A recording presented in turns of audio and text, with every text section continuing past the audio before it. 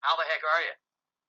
Is it just me, or are you getting tired of the mainstream agenda that seems to perpetuate insanity and chaos? Now, of course, this is just my opinion. This is just a live action role playing game. This is for entertainment purposes only. And when you look through the headlines, it doesn't matter what news aggregate you use, it seems as if the news headlines kind of go hand in hand with each other in creating this chaos and this diversion tactic. And it seems to upset people oftentimes. Have you noticed that? And I have a question for you. This is going to be kind of a Q&A session here. I have a question for you. How much of the anger that civilizations are going through right now, how much of that anger and confusion is created by the media? If people just turned off social media as far as negative news and thought for themselves, would it really be that bad? What would happen if you turned off mainstream news for 30 days? Would that just collapse the agenda of the MFers, of the money funders? I've been wondering that lately. Like, what could we do to make the biggest difference in the shortest amount of time in a completely peaceful fashion that would just change everything? Well, first of all, you got to quit eating the regurgitated genetically modified E. coli feces that the mainstream agenda pushes, that is usually paid for and designed by certain sponsors that want specific results.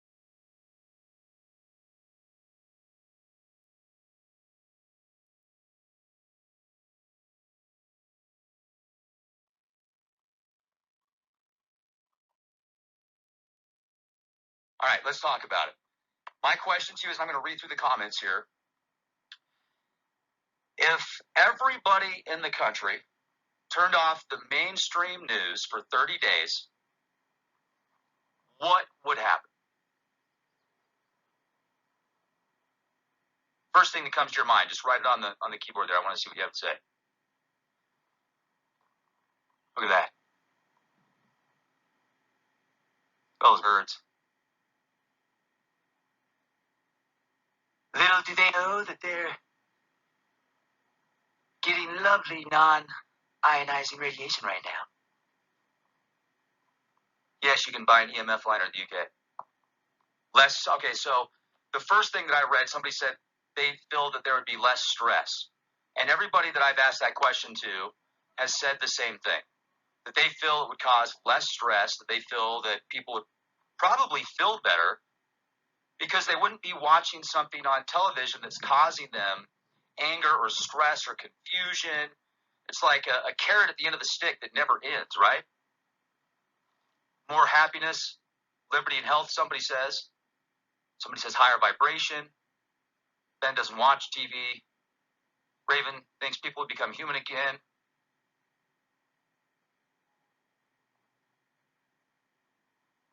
Human. Let's think about that word for a minute. Human. That is God-man. That's the definition of God-man. And there's so much on the television that tells you that the world's problems are your fault. The world's problems are because of people. And the world would be so much better off without people like you. Oftentimes, that's what the media pushes, right? Why? Are they looking for a replacement? And why are people looking for a replacement? I don't understand that. Like, humans are looking for replacements to replace people because they feel that's going to make them be more important somehow. I mean, I can understand creating robotics to work with people, but to create robots to replace people, I don't know about that.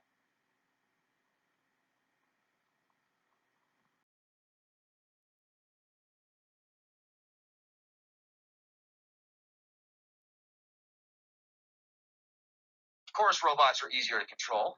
And in a sense, humans are like biological robots, and they're pretty easy to control. And if you think that's not true, well, just turn on the television and go outside. Go to a restaurant. Go to a store. You know how I tell you oftentimes when I'm not doing this, I'm still doing this. So recently I had to go see a chiropractor. And because my back has just been been in major pain. So I went and saw a chiropractor, and the chiropractor is like, did you know that your back is like, and your pelvis is all bent, and your vertebrae is pushing in towards your, like, in towards your body? I'm like, oh, that's why I feel this way. That's why it hurts to sit down. And she's like, yeah. I'm like, okay. And so she, she fixed me up. She kind of pushed it back in place and such. And I feel a heck of a lot better now. But even there, when I was talking to her, I was like, oh, by the way, I have friends that are chiropractors, that there's this interesting theory going on amongst these chiropractors about how even genetics, it looks like people were genetically altered somehow. And the lower vertebrae of the back sometimes shows that. And she's like, oh, that's interesting. No, I hadn't heard that. But my point is, wherever I go, I'm talking about this kind of stuff anyway. And it's nice to have more people connected so we can actually get this information out there and be like a think tank, because we can come up with solutions, not just talk about the problems. That's the key. And anybody can talk about problems. We need to come up with solutions that actually work. So why don't we create a system within the system that actually gives people an opportunity to learn, to think for themselves, to get real information, and to turn off the agenda. Because it's real easy. Once you've opened Pandora's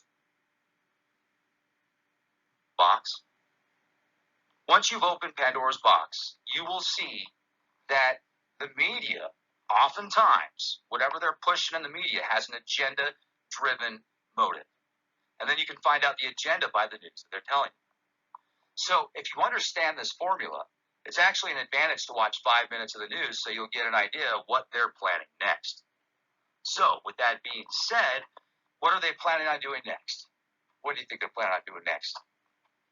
And if we turned off from that agenda, how would we know that it was even going on? Unless it made it to our front doorstep physically.